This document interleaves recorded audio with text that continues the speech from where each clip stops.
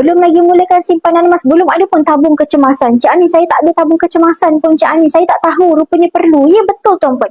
Okey, Tuan Puan, selagi mana kita ni makan gaji Tuan Puan, selagi mana kita bekerja, dia ada dua je possibility Tuan Puan. Sama ada Tuan Puan berhenti ataupun Tuan Puan diberhentikan.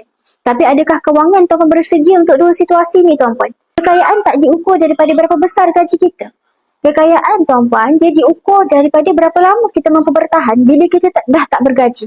Dulu kita fikir gaji besar tu kaya Tuan Puan. Tapi kita tak nampak di sebaliknya. Pakai kereta besar kaya. Kereta besar, loan dia pun besar. Rumah mewah, loan dia pun mewah Tuan Puan.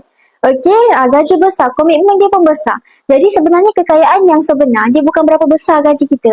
Kekayaan yang sebenar adalah tentang berapa lama Tuan Puan boleh bertahan ketika mana Tuan Puan tak ada gaji. Okey, ketika mana Tuan Puan tak ada income.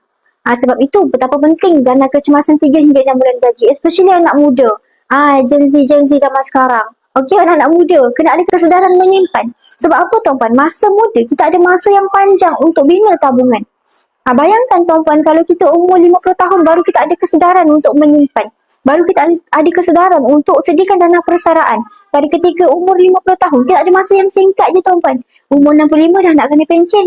Cukup ke dana persaraan yang kita nak kumpul dalam tempoh 15 tahun je.